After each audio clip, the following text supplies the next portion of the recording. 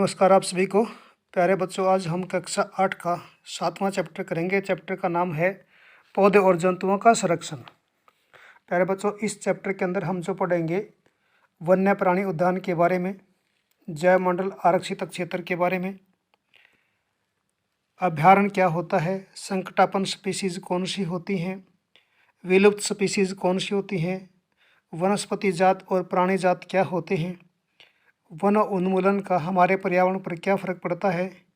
ये सारी बातें इस चैप्टर के अंदर हम पढ़ेंगे और डिस्कस करेंगे। तो प्यारे बच्चों, हम आज अभ्यास का प्रश्न करेंगे। प्रश्न नंबर फर्स्ट देखते हैं। पहला, रिक्त स्थानों की उचित शब्दों द्वारा पूर्ति कीजिए, यानी कि कौन सा खाली स्थान इसके अंदर आएगा। पहला जो क भाग है पहले क्वेश्चन का, वह है वह क्षेत्र जिसमें जीव जंतु अपने प्राकृतिक आवास में सुरक्षित रहते हैं। प्यारे बच्चों, जिस एरिया के अंदर प्राकृतिक आवास के अंदर ये सुरक्षित रहते हैं जीव जंतु, वो अभ्यारण्य कहलाता है। तो पहला जो है फिल इन द ब्लैंक्स जो होगा वो अभ्यारण्य होगा। ख भाग है किसी क्षेत्र में पाई जाने वाली स्पीसीज, किसी पर्टिकुलर एरिया यानी कि क्षेत्र के अंदर पाई जाने वाली जो स्पीसीज होती है वो विशेष क्षेत्रीय स्पीसीज कहलाती है। तो ख भाग के अंदर जो आएगा विशेष क्षेत्रीय स्पीसीज आएगा। ग भाग है प्रवासी पक्षी सुदूर क्षेत्रों से खालिस्तान परिवर्तन के कारण पलायन करते हैं। ये पलायन क्यों करते हैं? ये पलायन जलवायु परिवर्तन के कारण करते हैं, यानी कि जलवायु उनके अनुरूप नहीं होती है तो वहाँ से वो पलायन कर जाते हैं, दूसरी जगह पर चले जाते हैं जो उनके अनुकूल होती है। अरे बच्चों, अगला जो प्रश्न है हमारा वो है निम्नलिखित में अंतर स्पष्ट कीजिए। अंतर स्पष्ट करने हमने किस किस के बीच में करने हैं। क भाग देते हैं वन्य प्राणी उद्यान एवं जैव मंडल आरक्षित क्षेत्र, इन दोनों के अंदर क्या अंतर है। ख भाग हम पढ़ेंगे चिड़ियाघर एवं अभ्यारण्य, इसके अंदर क्या अंतर है। उसके बाद अगला पढ़ेंगे संकटापन्न एवं विलुप्त स्पीसीज क्या होती हैं, वनस्पति जात और प्राणी जाति क्या होता है। तो पहला जो भाग लेते हैं प्यारे बच्चे वो है वन्य प्राणी उद्यान एवं जैव मंडल आरक्षित क्षेत्र। तो वन्य प्राणी उद्यान क्या होता है प्यारे बच्चों, जैसे आपको नजर आ रहा है कि वन्य जंतुओं के लिए आरक्षित क्षेत्र जहाँ वे स्वतंत्र रूप से आवास एवं प्राकृतिक संसाधनों का उपयोग कर सकते हैं, उसको हम वन्य प्राणी उद्यान बोलते हैं। जैसे सतपुड़ा राष्ट्रीय उद्यान, यानी सतपुड़ा के जंगलों के अंदर राष्ट्रीय उद्यान जो बना रखे हैं, वहाँ पर जंतु आरक्षित हैं, आरक्षित क्षेत्र हैं और वह प्राकृतिक रूप से अपने संसाधनों का प्रयोग कर सकते हैं। अब बारी आती है जैव मंडल आरक्षित क्षेत्र की। तो प्यारे बच्चों, जैव मंडल आरक्षित क्षेत्र क्या होता है। वन्य जीवन यानी कि वनों के अंदर जो जीवन है, पौधे एवं जंतुओं, संसाधनों और क्षेत्र के आदिवासियों के पारंपरिक ढंग से जीवन यापन हेतु विशाल संरक्षित क्षेत्र जो होता है, यानी कि पौधे भी हैं, जंतु भी हैं और वहाँ की जनजाति जो रहती है वो जिस एरिया के अंदर रहती है उसको हम बोलते हैं जैव मंडल आरक्षित क्षेत्र। जैसे उदाहरण के तौर पर पंचमढ़ी जैव मंडल आरक्षित क्षेत्र, यानी कि मध्य प्रदेश के अंदर एक जगह है पंचमढ़ी, वहाँ पर जीव जंतु पेड़ पौधे और आदिवासी जो लोग वहाँ के वो पारंपरिक ढंग से आज भी अपना जीवन यापन वहाँ पर करते हैं। तो ये विशाल जो एरिया है उसको बोलते हैं जैव मंडल आरक्षित क्षेत्र। ख भाग देखते हैं प्यारे बच्चों चिड़ियाघर। चिड़ियाघर क्या होता है। यह प्राणियों का संरक्षण किया जाता है, किंतु ये कृत्रिम आवास में रहते हैं। यहाँ पर क्या होता है कि एक एरिया के अंदर उसको बाढ़ करके और प्राणियों को संरक्षण यानी कि उनको सुरक्षित किया जाता है, लेकिन एक कृत्रिम ढंग से उनको सुरक्षित किया जाता है, जैसे दिल्ली का चिड़ियाघर। दूसरा देखते हैं चिड़ियाघर और अभ्यारण्य में क्या अंतर होता है। प्यारे बच्चों, वह क्षेत्र जहाँ जंतु अपने आवास में किसी भी प्रकार के विक्षोभ से सुरक्षित रहते हैं, यानी कि ये सुरक्षित इस एरिया के अंदर। चिड़ियाघर के अंदर क्या बताया था, वो कृत्रिम ढंग से बनाया हुआ है, लेकिन यहाँ पर ये कृत्रिम ढंग से नहीं, प्राकृतिक है अभ्यारण्य और ये किसी भी बाहरी विक्षोभ से जो है ये सुरक्षित रहते हैं और दखलंदाजी नहीं है किसी के यहाँ पर भी। तो उदाहरण के तौर पर पंचमढ़ी वन्य प्राणी अभ्यारण्य जो है इसका एक एग्जाम्पल है। अगला भाग देखते हैं संकटापन्न स्पीसीज और विलुप्त स्पीसीज में क्या अंतर होता है। तो प्यारे बच्चों, पहले देखते हैं संकटापन्न स्पीसीज। ऐसी स्पीसीज जिनकी संख्या एक निर्धारित स्तर से कम होती जा रही है, यानी कि पहले उनकी संख्या बहुत ज़्यादा थी लेकिन वो निर्धारित जो संख्या उससे भी कम होती जा रही है। तो इस प्रकार की जो स्पीसीज जो खत्म होने के कगार पर है वो संकटापन्न स्पीसीज कहलाती हैं। जैसे बाघ है, बारहसिंगा है, हिरन है। दूसरा इसका जो एग्जाम्पल था वो कौन सा था, विलुप्त स्पीसीज। ऐसी स्पीसीज जो अब देखने को नहीं मिलती, अर्थात वे विलुप्त हो चुकी हैं, यानी कि पहले वो थी लेकिन अब नहीं है। इसका एग्जाम्पल जो है विलुप्त स्पीसीज का वो कौन सा है? डायनासोर। अगला जो भाग है प्यारे बच्चों वो है वनस्पति जात क्या होता है और प्राणी जाति क्या होता है। वनस्पति जात किसी एक विशेष क्षेत्र में पाए जाने वाले पेड़ पौधे क्षेत्र के वनस्पति जात कहलाते हैं। यानी कि सिंपल भाषा में अगर कहूँ तो यानी कि किसी विशेष क्षेत्र के अंदर छोटे से छोटे और बड़े से बड़े जितने भी पौधे पाए जाते हैं उनकी एक श्रेणी बना दी जाती है जिसको वनस्पति जाति कहते हैं। उदाहरण के तौर पर साल, सागौन आदि पंचमढ़ी जैव मंडल आरक्षित क्षेत्र के वनस्पति जात हैं। अब बात करते हैं प्राणी जात। किसी विशेष क्षेत्र में पाए जाने वाले जीव जंतु उस क्षेत्र के प्राणी जाति कहलाते हैं। यानी कि पर्टिकुलर एरिया के अंदर, विशेष एरिया के अंदर जितने भी जीव जंतु हैं उनकी एक इकट्ठी कॉमन स्पीसीज बना दी, वो है प्राणी जात। उदाहरण के तौर पर हिरण, चीतल, पंचमढ़ी जैव मंडल आरक्षित क्षेत्र के प्राणी जात हैं। यानी कि किसी विशेष क्षेत्र में जितने भी प्राणी हैं वो सारे क्या कहलाते हैं? प्राणी जाति कहलाते हैं। और पौधे जो होते हैं वो वनस्पति जाति कहलाते हैं। तीसरा प्रश्न देखते हैं प्यारे बच्चों, वन उन्मूलन का निम्न पर क्या प्रभाव पड़ता है? चर्चा कीजिए। किस किस के ऊपर? वन्य प्राणी के ऊपर क्या प्रभाव पड़ता है? वन उन्मूलन यानी कि वनों को काटने का वन्य प्राणी के ऊपर क्या प्रभाव पड़ेगा? पर्यावरण के ऊपर क्या प्रभाव पड़ेगा? गांव या ग्रामीण क्षेत्र पर क्या प्रभाव पड़ेगा? शहरी क्षेत्र पर क्या प्रभाव पड़ेगा? उसके बाद पृथ्वी और अगली पीढ़ी इसको क्या नुकसान उठाना पड़ेगा वन उन्मूलन का? तो पहले प्यारे बच्चों लेते हैं वन्य प्राणी। यानी कि वन उन्मूलन यानी वनों को अगर हम लगातार काटते रहे तो वन्य प्राणियों के ऊपर क्या प्रभाव पड़ेगा? तो प्यारे बच्चों वन उन्मूलन की वजह से वन्य प्राणियों का आश्रय स्थल छिन रहा है। यानी कि उनकी जो रहने की जगह है, जो वनों के अंदर रहते थे, वो उनसे छिन रही है और खाद्य श्रृंखला भी बिगड़ रही है। इसलिए वनों से बाहर आश्रय लेना पड़ रहा है और उनके हित में नहीं है। इसी वजह से बहुत सी स्पीसीज संकटापन्न है या विलुप्त स्पीसीज की श्रेणी में आ गई हैं। तो इस सिंपल सी भाषा में अगर बताना चाहो तो प्यारे बच्चों, वन्य प्राणी जो जंगल में रहते थे, जंगल कटने के कारण उनको जंगलों से बाहर आना पड़ रहा है और उनका जो आश्रय खत्म हो रहा है, जिससे स्पीसीज जो है वो प्राणियों की वो विलुप्त होने के कगार पर आ गई है या संकटापन्न भी आ गई। लोग उनका शिकार कर लेते हैं या उनको मार देते हैं। वनोन्मूलन का दूसरा प्रभाव किसके ऊपर? पर्यावरण के ऊपर। तो आपको पता है प्यारे बच्चों, पेड़ पौधे जो पर्यावरण को शुद्ध करते हैं, अगर वनों की कटाई करते रहे तो इसका क्या प्रभाव पड़ेगा? तो प्यारे बच्चों, वन उन्मूलन से पृथ्वी पर ताप एवं प्रदूषण के स्तर में वृद्धि हो जाएगी। यानी कि तापमान बढ़ जाएगा और प्रदूषण जो उसकी वृद्धि हो जाएगी। वायुमंडल में कार्बन डाइऑक्साइड का स्तर बढ़ता रहता है। भौम जल स्तर की भी निम्नीकरण हो जाएगा। इससे वर्षा भूमि की उर्वरता में कमी आ जाएगी, यानी कि वर्षा कम हो जाएगी, भूमि कम उपजाऊ हो जाएगी। इसके अतिरिक्त बाढ़ तथा सूखे जैसी प्राकृतिक आपदाओं की जो आने की संभावना बढ़ जाती है। इसी वजह से प्राकृतिक संतुलन भी बिगड़ रहा है। तो कुल मिला के हम कह सकते हैं कि वनों की कटाई से पर्यावरण को बहुत ज़्यादा नुकसान हो रहा है। बरसात में भी कमी आ जाती है, जैसे हमने पढ़ा अभी, सूखा या प्राकृतिक आपदाएं आने की संभावना भी क्या है? ज़्यादा हो जाती है। तीसरा जो गए भाग है ग्रामीण क्षेत्र, यानी कि गांव में इसका क्या प्रभाव पड़ेगा? तो प्यारे बच्चों, ग्रामीण क्षेत्र में लोग साधारणतः खेती या उससे जुड़े कार्यों में लगे होते हैं। वनों उन्मूलन के कारण बाढ़, सूखा था मरुस्थलीकरण जैसी आपदाओं की संभावना बढ़ जाती है। मिट्टी की उर्वरता में कमी हो जाती है, यानी कि मिट्टी कम उपजाऊ हो जाती है। दूसरे शब्दों में कहते हो ग्रामीणों का जीवन यापन दुर्भर हो जाएगा, यानी कि मुश्किल हो जाएगा, क्योंकि गाँव के लोग जो वो कहीं ना कहीं सीधे रूप से वनों से या पेड़ पौधों से जुड़े हुए हैं। गह भाग जो है शहरी क्षेत्र के ऊपर क्या प्रभाव पड़ेगा? तो प्यारे बच्चों, शहरी क्षेत्र जो होता है जहाँ पर पेड़ पौधे जाते हैं तो वहाँ प्रदूषण कम होता है। अगर पेड़ों की कटाई करते रहे तो पहला काम क्या हो जाएगा? शहरी क्षेत्रों में प्रदूषण बढ़ता जा रहा है। लोगों को सांस की तकलीफ काफ़ी अधिक मात्रा में है। शुद्ध हवा विलुप्त हो जाएगी। वनों की संख्या न के बराबर है। जंगली जानवर भी यदाकदा वन विलुप्त होने की वजह से शहरों में घुसकर भयानक दृश्य उपस्थित कर देते हैं। कभी कभी जो है बाघ भी आ जाते हैं शहरी क्षेत्रों में, कभी हाथी घुस आते हैं जो जंगल में रहने वाले जंतु हैं। पृथ्वी वनों उन्मूलन से विश्व उष्णन हो रहा है, यानी कि अगर हम वनों की कटाई करेंगे तो विश्व का जो तापमान है वो बढ़ रहा है, जिससे बर्फीले पहाड़ तक पिघल रहे हैं। यानी कि पहाड़ों की जो पिघलने की दर जो धीरे धीरे थी अब वो बढ़ गई, यानी कि वो जल्दी जल्दी से पिघल रहे हैं, जिसके कारण पृथ्वी जलमग्न हो रही है। इसके साथ साथ और भी प्राकृतिक आपदाएं जैसे बाढ़, सूखा आदि की संभावनाएं बढ़ जाती हैं। पृथ्वी पर प्राकृतिक संतुलन भी बिगड़ रहा है। तो वन उन्मूलन का अगली पीढ़ी पर क्या प्रभाव पड़ेगा? तो प्यारे बच्चों, वन उन्मूलन की वजह से बहुत सारी स्पीसीज, बहुत सारी प्राणियों की जो जातियां हैं या पौधों की जातियां संकटापन्न या विलुप्त स्पीसीज की श्रेणी में आ गई हैं। पृथ्वी पर प्रदूषण की समस्या और अधिक जटिल होती जा रही है। पृथ्वी का ताप भी बढ़ता जा रहा है। यदि यही हाल रहा तो पृथ्वी पर जीवन ज़्यादा लंबे समय तक संभव नहीं हो पाएगा। यानी कि अगली पीढ़ी जो है उसको अपना जीवन यापन करने में बहुत सारी समस्याएं पैदा हो जाएंगी। तो प्यारे बच्चों, अगला प्रश्न जो हमारा है, क्या होगा यदि हम वृक्षों की कटाई करते रहें। ये सारे प्रश्न एक दूसरे से जुड़े हुए हैं।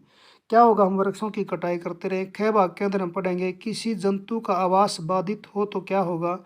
मिट्टी की ऊपरी परत अनावृत हो जाए यानी कि हट जाए तो उसका क्या होगा। तो पहले पढ़ते हैं प्यारे बच्चों, हम वृक्षों की कटाई करते रहें तो क्या होगा। क भाग, तो प्यारे बच्चों, हम वृक्षों की कटाई करते रहे तो धीरे धीरे सारे वन्य प्राणी विलुप्त हो जाएंगे, वन्य पेड़ पौधे भी गायब हो जाएंगे, प्रदूषण का स्तर अत्यधिक हो जाएगा यानी कि प्रदूषण पृथ्वी पर बहुत ज़्यादा बढ़ जाएगा, प्राकृतिक आपदाओं की संभावना अत्यधिक यानी कि ज़्यादा हो जाएगी, बर्फीले पहाड़ पिघल जाएंगे यानी कि जो पहाड़ों के ऊपर बर्फ़ वो एकदम से पिघल जाएगी और पृथ्वी जलमग्न हो जाएगी और अंत में जीवन संभव नहीं हो पाएगा। तो प्यारे बच्चों, अगला जो हम प्रश्न करेंगे वो है ख भाग जो है, किसी जंतु का आवास बाधित हो। अगर जंतुओं का आवास बाधित हो जाए, किसी जंतु का आवास बाधित हो जाए तो यदि जंतु का आवास, उसका संरक्षण तो आसान हो जाएगा परंतु उसका बौद्धिक शारीरिक विकास ढंग से नहीं हो पाएगा। इसके साथ ही उसका प्राकृतिक आदतों में भी परिवर्तन हो जाएगा।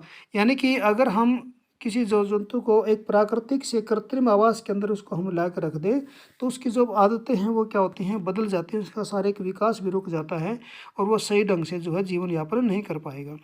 ग भाग है, अगर मिट्टी की ऊपरी परत का अनावृत कर दिया जाए तो क्या प्रभाव पड़ेगा। तो प्यारे बच्चों, मिट्टी की ऊपरी परत अगर अनावृत हो जाए तो ऐसी स्थिति में पृथ्वी की निचली परत दिखने लगेगी, नीचे की परत दिखाई देने लग जाएगी और ह्यूमस भी मिट्टी से क्या हो जाएगा, गायब हो जाएगा। यानी कि जो मिट्टी की ऊपरी परत है जिसमें ह्यूमस की मात्रा है, जिसके कारण फसल पैदा होती है, पेड़ पौधे उगते हैं, वो खत्म हो जाएगा, जिसका सीधा असर मिट्टी की उर्वरता पर यानी कि उपजाऊ शक्ति पर पड़ेगा।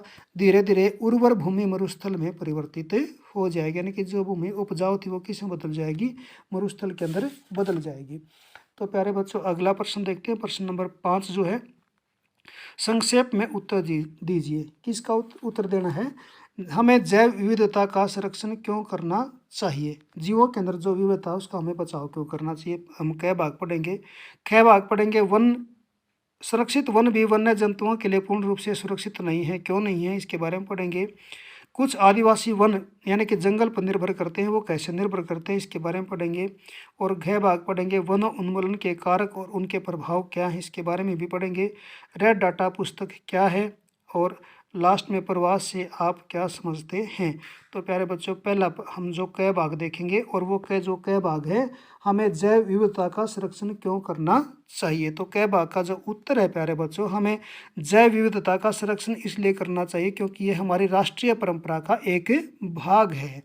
यानी कि जीवों की जो विविधता, यानी कि बहुत सारे जीव हैं जो आप एक दूसरे से भिन्न हैं, इसी को हम क्या बोलते हैं, जैव विविधता। और ये हमारी राष्ट्रीय परंपरा का क्या है, एक भाग है, इसलिए हमें जैव विविधता का संरक्षण करना चाहिए। ख भाग पढ़ेंगे प्यारे बच्चों हम, यानी कि सुरक्षित वन भी वन्य जंतुओं के लिए पूर्ण रूप से सुरक्षित नहीं है, क्यों नहीं, इसके बारे में पढ़ेंगे। सुरक्षित वन भी वन्य जंतुओं के लिए पूर्ण रूप से सुरक्षित नहीं है क्योंकि इनके आसपास के क्षेत्रों में रहने वाले लोग इनका यानी कि वनों का अतिक्रमण करके उन्हें नष्ट कर रहे हैं। इसलिए जो जंगलों के अंदर जो जंतु रहते हैं वो भी पूर्ण रूप से जंगलों के अंदर सुरक्षित नहीं है क्योंकि आसपास के लोग जो है वनों को ख़त्म कर रहे हैं। गए भाग जो हम पढ़ेंगे, कुछ आदिवासी जो है वन और जंगल पर निर्भर रहते हैं। वो इसलिए निर्भर रहते हैं, वे आज भी भोजन संग्रह कर शिकार कर अपना पेट भरते हैं। यानी कि वो भोजन संग्रह किस प्रकार, ऐसे नहीं कि अनाज इकट्ठा करके नहीं रखते, वो क्या करते हैं, जंतुओं का शिकार करते हैं। तो जो आदिवासी लोग हैं आज भी वो जंगल के ऊपर निर्भर हैं, जीव जंतुओं का शिकार करते हैं। पेड़ की छाल जो है और जंतुओं की खाल आज भी वो वस्त्रों के रूप में जो है पहनते हैं। घ भाग जो है, खेती के लिए भूमि औद्योगिकरण, शहरीकरण, दावानल, भीषण सूखा आदि वन उन्मूलन के कारक हैं, यानी कि वन उन्मूलन के क्या कारक हैं और इसका प्रभाव क्या पड़ेगा। तो वन उन्मूलन का कारण क्या, औद्योगिकरण यानी कि उद्योग लगाना, शहरों का विकास हो रहा है, जंगलों की जो आग है, कभी कभी भीषण सूखा पड़ जाता है, या अत्यधिक वनों का जो कटाव है, ये सभी कारक जो है वन उन्मूलन के हैं।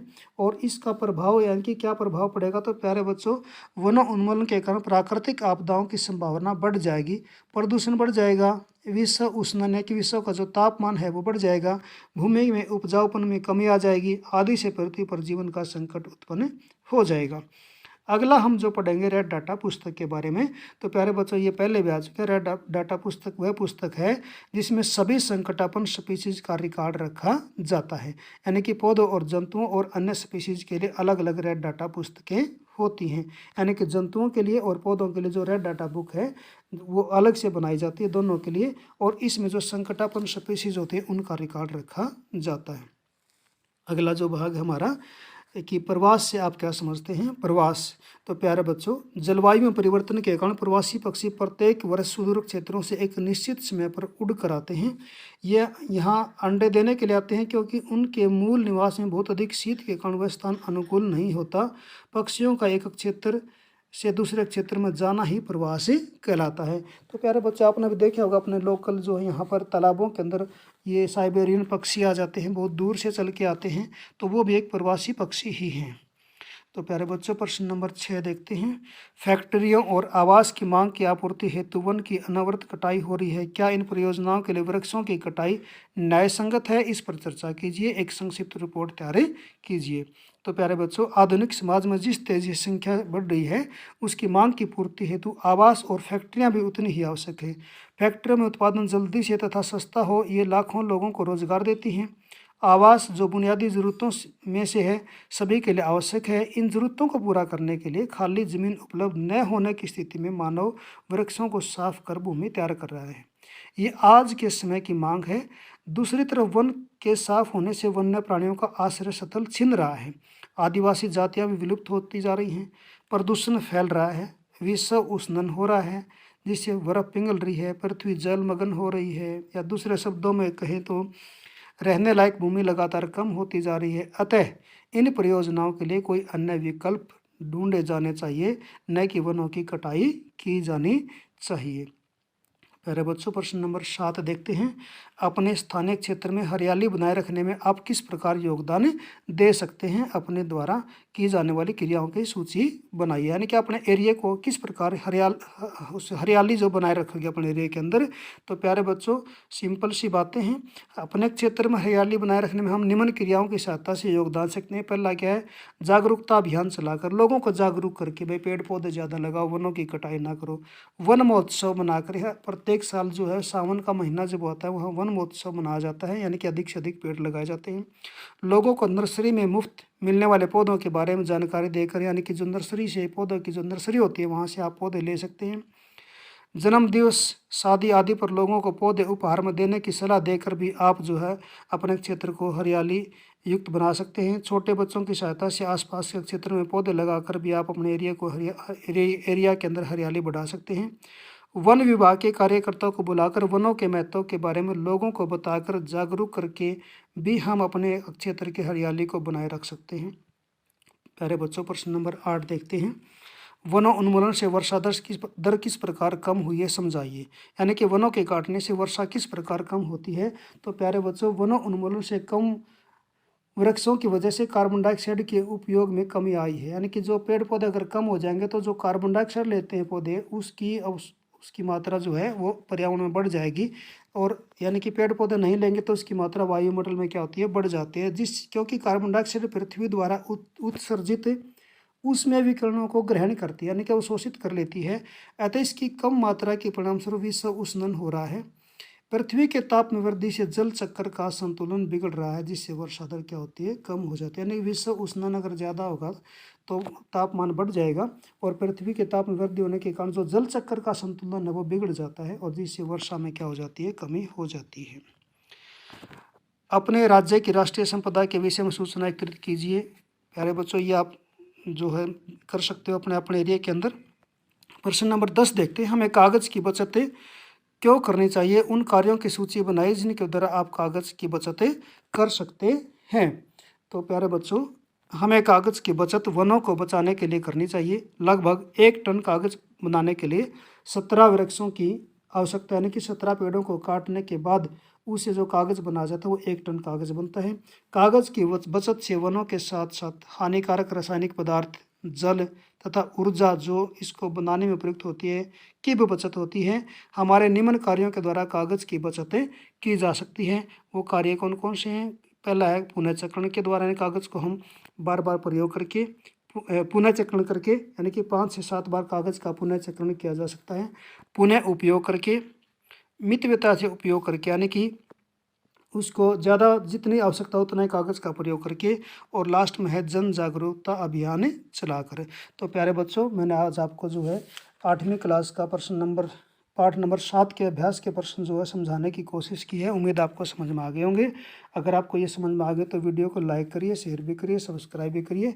आज के लिए इतना ही, मिलते हैं एक नई वीडियो के।